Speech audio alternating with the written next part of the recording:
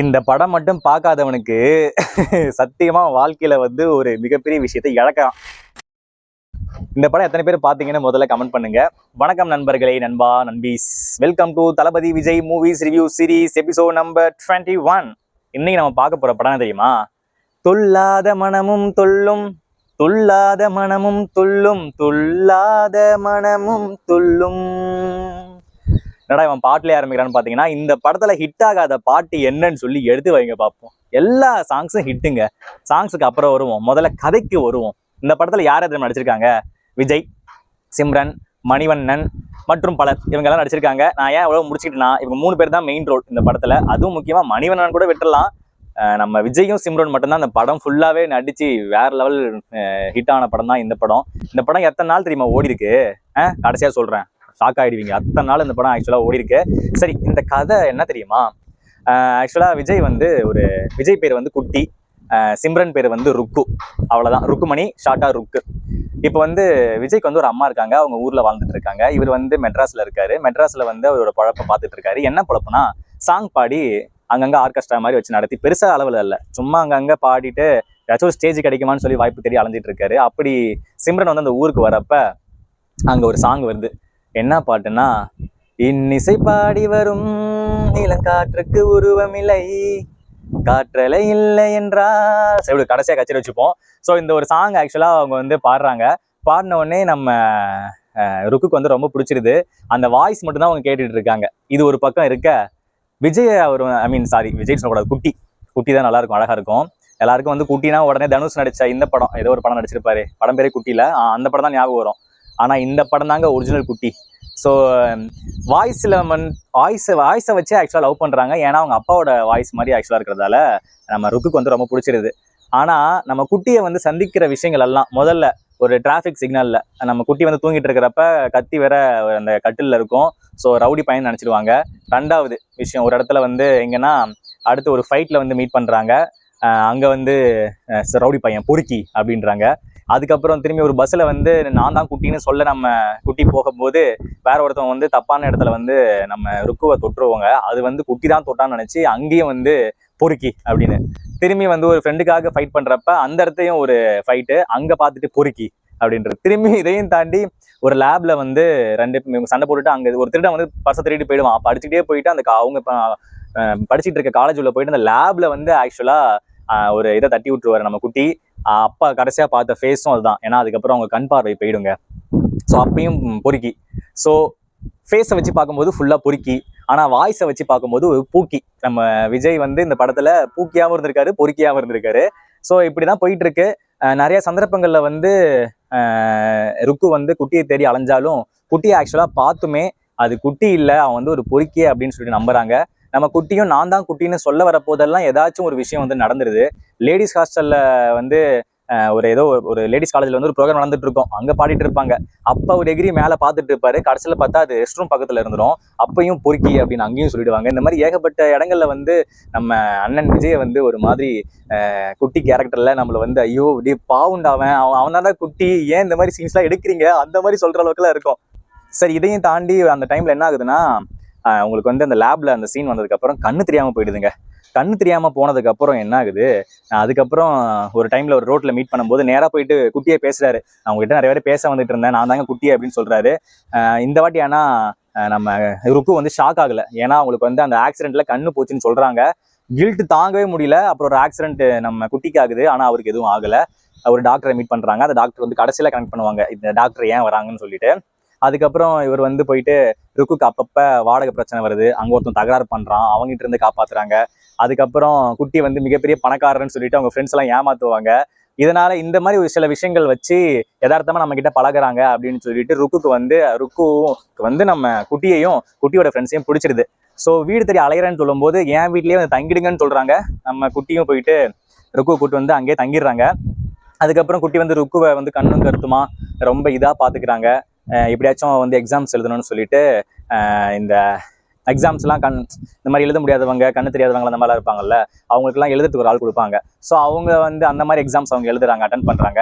அதுக்கப்புறம் இப்படியே போயிட்டு இருக்கிறப்ப அவங்களுக்கு வந்து அந்த டாக்டர் இங்க வராரு. இவங்க யாருன்னு சொல்லிட்டு ஒரு ஐஸ்கிரீம் பார்லர்ல வந்து மீட் பண்றப்ப உங்களுக்கு பிறவிலே கண்ணு போச்சான்னு சொல்றப்ப இல்ல ஒரு ஆக்சிடென்ட்ல தான் போச்சுன்னு சொல்லும்போது உங்களுக்கு பார்வை வர முடியும், நாளைக்கு ஒரு ஏதோ எங்க பிரான்ஸ்ல ஒரு டாக்டர் வந்திருக்காரு, அவர் போய் மீட் பண்ணுங்க அப்படின்னு சொல்லும்போது அடுத்த நாள் ஒரு 2000 ரூபாய் கடன் வாங்குறதுக்காக குட்டியோட அம்மா வந்து கையில போட்டிருந்த மோதிரத்தை வந்து குட்டி வந்து அடகு வச்சு 2000 ரூபாய் வாங்கிட்டு வந்து அந்த டாக்டரை போய் பாக்குறாங்க. பார்த்ததுக்கு அந்த டைம்ல என்ன ஒரு சீன் வருதுன்னா, ஒரு சென்டிமெண்டலான சீன் வருது. அங்க போய் பார்க்க வேண்டிய டாக்டர் வந்து இந்த மாதிரி ஓகே உங்களுக்கு கண் வந்து கிடைச்சிடும், ஆனா அந்த ஆப்ரேஷன் பண்ணா உங்களுக்கு வந்து கண்ணு வந்து பார்வை வரலாம் வராமையும் போகலாம், 2 ஆப்ஷன் இருக்குன்னு சொல்லிடுவாங்க.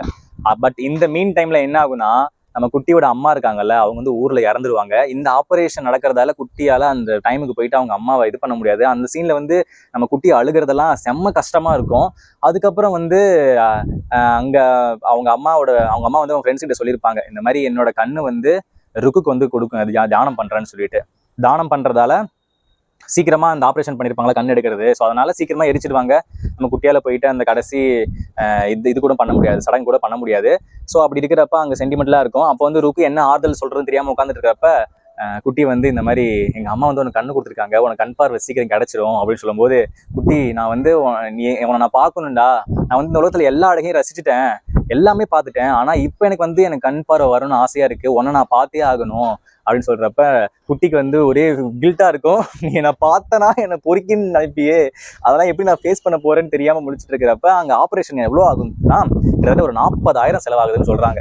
40,000க்கு நான் எங்கடா போகும்னு சொல்லிட்டு அழைக்கிறப்ப ரெடி பண்ணலாம்டா, டேய் குட்டி ரெடி பண்ணிடலாண்டான்னு சொல்லிட்டு குட்டி யோசிக்கிறப்ப அந்த டைம்ல வந்து ஒருத்தவங்க வந்து பேசிட்டு இருக்காங்க அந்த பக்கம். இந்த மாதிரி அவங்க அப்பாவுக்கு வந்து ஒரு சிங்கர் பேசுறாரு, எங்க அப்பாவுக்கு வந்து ஓ குரூப்ல வந்து பிளட் குரூப்ல இருக்கவங்க கிட்னி தேவைப்படுது சொல்லும் போது இவரே போயிட்டு வாலண்டரியா ஆடு மாதிரி போய் தலையை காட்டி என் பிளட் குரூப் வந்து ஓ தான், என் கிட்னி எடுத்துக்கோங்க அப்படின்னு சொல்றாரு. ஏன்னா குட்டிக்கு வந்து இந்த இடத்துல வந்து எந்த ஒரு கெட்ட பழக்கமும் இருக்காது. ஸோ என் கிட்னி எடுத்துக்கோங்க அப்படின்றாங்க. அது யங்ஸ்டர் வேற, 24 வயசு பையன். ஸோ எடுத்துக்கலான்னு சொல்லி அவங்களும் 40,000 நாங்க 40 லட்சம் செலவானாலும் நான் ருக்குக்கு வந்து ஆப்ரேஷன் பண்ணிடுறேன், நீங்க வந்து பூனேக்கு போயிட்டு இது பண்ணணும் ஆப்ரேஷனுக்கு வந்து டாக்டருக்கு அங்க இருக்காங்க எங்க அப்பா, அங்க போய் உங்க கிட்னி கொடுங்கன்னு சொல்லிட்டு அங்க அனுப்பிடுவாங்க. திரும்பி அங்க நல்லா முடிஞ்சிடும், இங்க ஆப்ரேஷன் முடிஞ்சிடும். அங்க வந்து நம்ம திரும்பி பூனேல இருந்து ரிட்டர்ன் ஆகணும்ல மெட்ராஸுக்கு. அப்படி ஆகுறப்ப என்ன ஆகுதுன்னா, ஒருத்தவன் ஒரு லூசு பையன் ஒரு புறம்போக்கு என்ன பண்ணிடுறான்னா வந்து ஒரு பேக்ல வந்து பாம் வச்சு விஜய் கிட்ட இதை பாத்துக்கிறீங்களா அப்படின்னு சொல்லிட்டு நல்லவ மாதிரி கொடுத்துட்டு போயிடுவான். தமிழ் இந்தாங்க வாழ்த்துட்டு போங்க, நான் தமிழங்க அப்படின்னு. அவரும் சரி ஓகேன்னு பார்த்துட்டு அங்க ருக்குமணின்னு எழுதுவாரு. எழுதிட்டு இருக்கும்போது டக்குன்னு போலீஸ்காரங்க வந்து பிடிச்சிடுவாங்க. பார்த்தா பாம்புன்னு சொல்லிட்டு இவங்களை 7 வருஷத்துக்கு வந்து குட்டியை வந்து ஜெயில போட்டுருவாங்க. ஸோ இந்த கதை எல்லாமே ஜெயிலிருந்து வெளியே வந்து ட்ரெயினில் ஏறும்போது அங்கே ஒரு ஸ்டூடெண்ட்ஸ் வந்து பூனேலேருந்து ரிட்டர்ன் ஆகிற மெட்ராஸில் படிச்சுட்டு இருக்க ஸ்டூடெண்ட்ஸ் வந்து அங்கே மெட்ராஸில் படிக்கல, மெட்ராஸுக்கு ரிட்டர்ன் ஆகிற பூனேல ஒரு விஷயத்துக்காக போன ஸ்டூடெண்ட்ஸ் வந்து அங்கே மீட் பண்ணுறாங்க. அவங்க கிட்ட தான் நம்ம குட்டியை வந்து எல்லா கதையும் சொல்லிட்டு இருக்காரு. ஏன்னா அவங்க ஒழுங்காக பாடவே தெரியல. அப்போதான் இன்னிசை பாடி வரும் இளங்காற்றுக்கு உருவம் இல்லை அப்படின்னு அந்த பாட்டு பாட ஆரம்பிக்கிறாங்க. ஸோ அங்கதான் அந்த ஃபிளாஷ்பேக் ஆரம்பிக்குது. இப்ப சரி இப்படியே போயிட்டு இருக்கேன், இதுக்கப்புறம் என்னடா ஆகுதுன்னு கேட்டா, சார் நான் நீங்க பாத்தீங்களா அதுக்கப்புறம் சொல்லும்போது பார்க்கல, இப்பதான் நான் போறேன் 7 வருஷத்துக்கு அப்புறம் ஜெயில இருந்து அப்படின்னு சொல்லும்போது, சரி நாம எல்லாம் என்ன பண்றோம், நீங்க ஃபர்ஸ்ட் போங்க, நாங்க லக்கேஜ் எடுத்து வந்துட்டு திரும்பி நம்ம வந்து பாக்குறோம், எனக்கு யார் அந்த ருக்குன்னு பார்த்தேன்னு சொல்லிட்டு அந்த ஸ்டூடெண்ட்ஸும் ரொம்ப ஆர்வமா இருக்காங்க. எங்களுக்கும் வந்து ஆர்வமா இருக்கு, படம் பாக்குற எங்களுக்கும், ஆமாடா சீக்கிரம் சேர்த்து வைங்கடா அப்படின்னு இருக்கிறப்ப நம்ம குட்டி வந்து அங்க போய் பாக்குறப்ப 7 வருஷத்துல சென்னையே மாறிடுது, ஐ மீன் மெட்ராஸே ஃபுல்லா மாறிடுது. மாறினதுக்கு அப்புறம் அங்க பப்பி ஒரு நாய் மட்டும் வளர்ப்பாரு. அந்த பப்பியை கண்டுபிடிச்சிருவாரு. எனக்கு நீ கண்டுபிடிச்சல, ஒன்னு வச்சு எல்லாத்தையும் கண்டுபிடிச்சிடலாம் அப்படின்னு சொல்லிட்டு ரொம்ப சென்டிமெண்டா பேசுறாரு. அப்பதான் ஒரு கார்ல வந்து கலெக்டரா நம்ம ருக்கு போயிட்டு இருக்காங்க. பாத்தீங்களா சீனை? அப்படி போயிட்டு இருக்கிறப்ப ருக்குன்னு பின்னாடி தலதறிக்க ஓடுறாரு, பல்ட்டி போட்டு கீழே விழறாரு. விழுந்ததுக்கு அப்புறம் உள்ள போயிட்டு ஒரு போலீஸ்காரனை தெரியாம இடிச்சிட்டு ருக்குன்னு சொல்றாரு. அவரால் பார்த்த அதிர்ச்சியில வந்து 7 வருஷத்துக்கு அப்புறம் பாக்குறாங்கல்ல, அதிர்ச்சியில அவங்களால எதுவுமே பண்ண முடியல. ஸோ அதுக்கப்புறம் அப்படின்னு சொல்லும்போது அவங்க கண்ணுக்கு வந்து எல்லா சீன்ஸும் ஞாபகம் வருது. இந்த பொறுக்கி தான் என்னை வந்து இது பண்ணிட்டேன், என் கண்ணு போனதுக்கு காரணமே இவன் தான் அப்படின்னு சொல்லி அரெஸ்ட் பண்ணுங்க, அரெஸ்ட் ஹிம் அப்படின்னு சொல்லிடுவாங்க. அரெஸ்ட் பண்ணிடுவாங்க.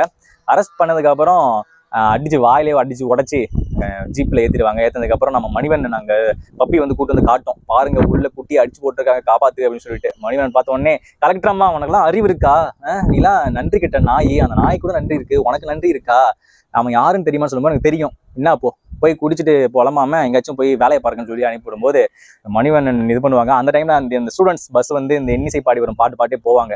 டக்குன்னு நம்ம ருக்கு வந்து stop that van, stop that bus அப்படின்னு சொல்லிட்டு பின்னாடியே ஓடுவாங்க. போலீஸ்காரங்க எல்லாம் மொத்தமா ஓடுவாங்க. ஓடிட்டு உள்ள பஸ்ல ஏறிட்டு நீங்களா குட்டின்னு கேட்டுட்டே இருப்பாங்க. அங்க குட்டியை அடிச்சு போட்டு கிடக்குறாங்க அப்படின்னு சொல்லி மணிவண்ணன் பின்னாடி கத்தி எடுத்து சொருவு வந்துட்டு இருப்பாங்க. அப்புறம் சொருவதுக்கு முன்னாடி இவளுக்கு யாருன்னே தெரியல போறன்னு சொல்லிட்டு கீழே டிரா பண்ணிடுறாங்க. அதுக்கப்புறம் தாங்க என்ன ஆகுதுன்னா, அங்கிருந்து வந்து பின்னாடி இருந்து ஒரு வாய்ஸ் கேட்குது. இன்னிசை பாடி வரும் இளங்காற்றுக்கு உருவமில்லை அப்படின்னு பார்க்கும்போது கீழே வேன்ல இருந்து எல்லாரும் ஓடி கீழே வராங்க. அப்பதான் ருக்கு வந்து குட்டியை பாக்குறாங்க. ஐயோ இவர் தான் குட்டியா அப்படின்னு சொல்லிட்டு எல்லா படத்துலையுமே கிளைமேக்ஸ்ல வந்து விஜய்க்கு ஏதாச்சும் ஒரு சூப்பரான டைலாக்ஸ் இருக்கும். ஆனா இந்த படத்துல வந்து அந்த மாதிரி எந்த டைலாக்ஸும் விஜய்க்கு இல்லவே இல்லை. இந்த சாங் பாடிட்டு அப்படியே நின்றுவாரு.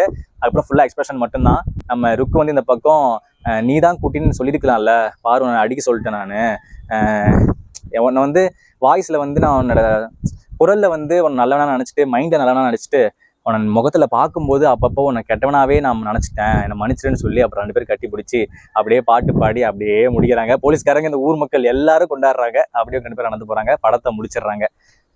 அப்பா இந்த படங்க இந்த படம் ஆக்சுவலா ஒரு ஹோல்சமான படம். இந்த படத்துல வந்து சென்டிமெண்ட் இருக்கு.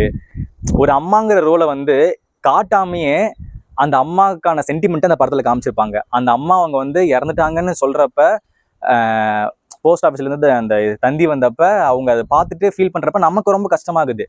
எப்பயுமே ஒரு அம்மாவுக்கு வந்து ஒரு மிகப்பெரிய சீன் வைக்கணும், வச்சதுக்கு அப்புறம் சென்டிமெண்ட்டை காட்டணும், அதுக்கு ஒரு 10 பாட்டு போடணும், அதுக்கப்புறம் அம்மா அம்மான்னு சொல்லிட்டு அந்த மாதிரி ஏதாச்சும் பாட்டு போட்டு அழுதா மட்டும்தான் அந்த சென்டிமெண்ட் வரும்னு அவசியமே கிடையாது. நான் வந்து கலாய்க்கிறதுக்கு இந்த பாடல நான் பொதுவாக சொல்றேன். அந்த டைம்ல எப்படி ஹேண்டில் பண்ணிருக்காங்கன்னு நான் சொல்றேன். அந்த அம்மா போட்டோ கூட காட்ட மாட்டாங்க, பட் அந்த ஒரு சென்டிமெண்ட் அங்கே கேரி பண்ணியிருப்பாங்க. அதே மாதிரி இந்த ஒரு விஷயம் சொல்லி ஆகணும். இருக்கிறதே ரொம்ப ரொம்ப ரொம்ப கஷ்டமான விஷயம் என்னன்னா, நமக்கு ரொம்ப பிடிச்சவங்க இருப்பாங்கல்ல, அவங்க கண்ணுல நாம வந்து கெட்டவனா தெரியும். பட் நம்ம கெட்டவன் கிடையாது. நம்ம நல்லதை நினைச்சிருப்போம், அவங்களுக்கு வந்து கெட்டது எதுவும் நினைச்சிருக்க மாட்டோம், நல்லவனா தான் இருப்போம். நல்லவனாவோ இல்லை நல்லவளாவோன்னு வச்சுக்கோங்க.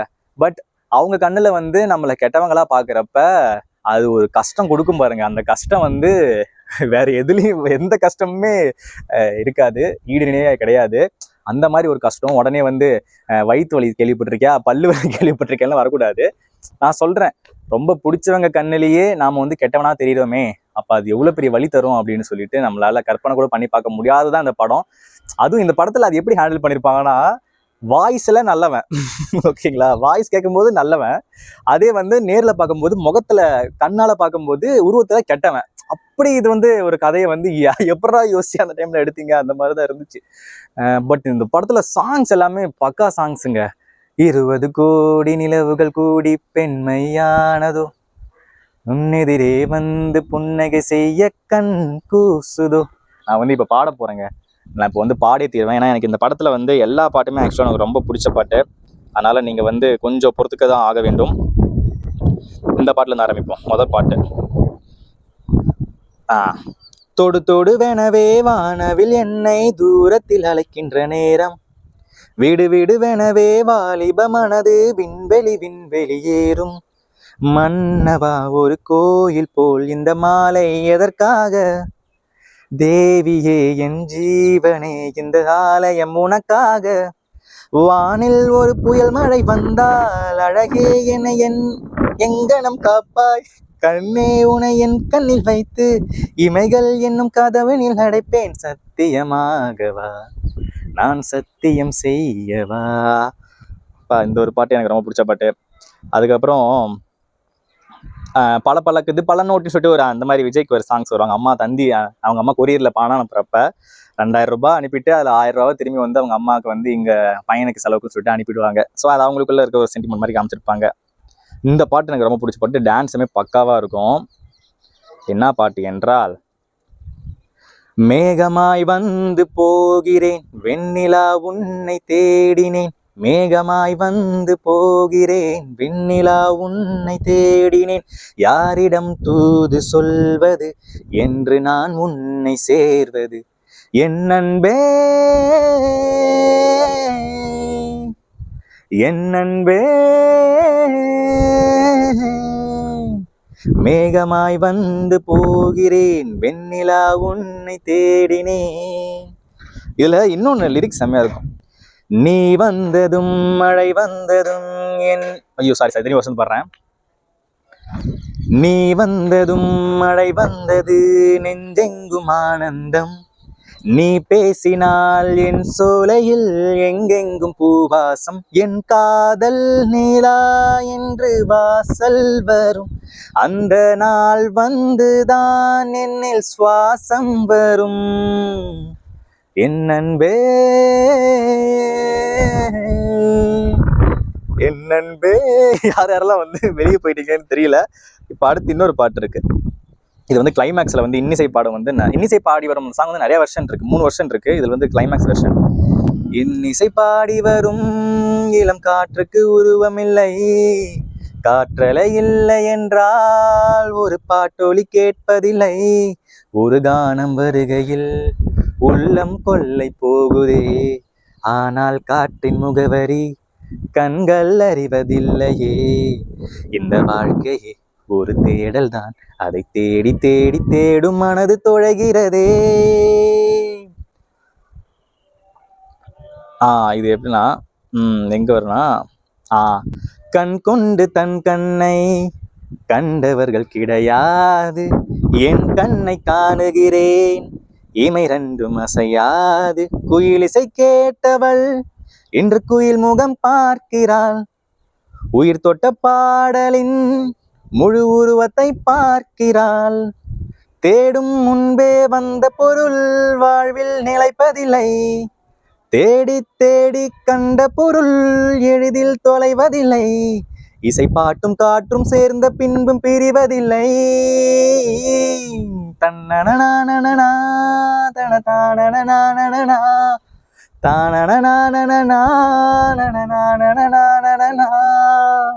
அப்படியே முடிச்சிருப்பாங்க இந்த பாட்டு. இன்னொன்னு ஒரு பாட்டு இருக்கு. இந்த பாட்டுல வந்து விஜய் வந்து 100 கோடி பெண்கள் உண்டு உன் போல் யாரும் இல்லையே, அந்த லிரிக்ஸ் வரப்ப மட்டும் விஜய்க்கு மட்டும் மழை பெய்யும். அது எதுக்குன்னு தான் தெரியல. அது நான் அந்த பாட்டு பாருங்க, சூப்பரா இருக்கும். 20 கோடி நிலவுகள் கூடி பெண்மையானதோ, என் எதிரே வந்து புன்னகை செய்ய கண் கூசுதோ, குலைகின்ற தங்கங்கள் கண்ணங்களாகாதோ, நெழுகின்ற வில்ரண்டு பொருவங்களாகாதோ, 100 கோடி பெண்கள் உண்டு உன் போல் யாரும் இல்லையே, ஆனால் கண்ணை உந்தன் கண்கள் கண்கள் மட்டும் காணவில்லையே, ஓ ஓஹோ. எனக்கு ஜாலியா இருக்கு, ஆக்சுவலா செம்ம ஜாலியா இருக்கு. ஏன்னா இந்த படமும் எனக்கு ரொம்ப பிடிச்ச படம், பாட்டும் பிடிச்ச பாட்டு, அது மட்டும் இல்லாம டான்ஸும் சூப்பரா இருக்கும், செம்ம ஹிட்டு.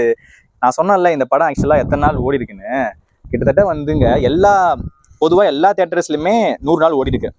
எல்லா திரையரங்குகளிலும் 100 நாட்கள் ஓடின படம் இந்த படம். அதுக்கப்புறம் வந்து எவ்வளவு தெரியுமா, அப்புறம் சில சென்டர்ஸ்ல மட்டும் 175 days ஓடிச்சாமா. இன்னும் சில தியேட்டர்ஸ்ல வந்து 200 நாட்களுக்கு மேல வந்து ஓடின படம் துள்ளாத மனமும் துள்ளும். இதுக்கு யார் தெரியுமா மியூசிக் டைரக்டர்? இவ்வளவு நேரம் பாடிட்டு இருந்தானே, S.A. ராஜ்குமார். அவர் வந்து சூப்பரா ஆக்சுவலா அந்த டைம்ல போட்டிருக்காரு, நிறைய படங்களுக்கு போட்டிருக்காரு. அதுவும் இந்த படம் ஆக்சுவலா செம்ம ஹிட்டுங்க, சூப்பரான படம், நல்ல படம். யாரெல்லாம் பார்க்கலையோ தயவு செஞ்சு போய் பாருங்க, நல்ல படம். ஆக்சுவலா மிஸ் பண்ணிடாதீங்க, பார்க்காதவங்க பாருங்க.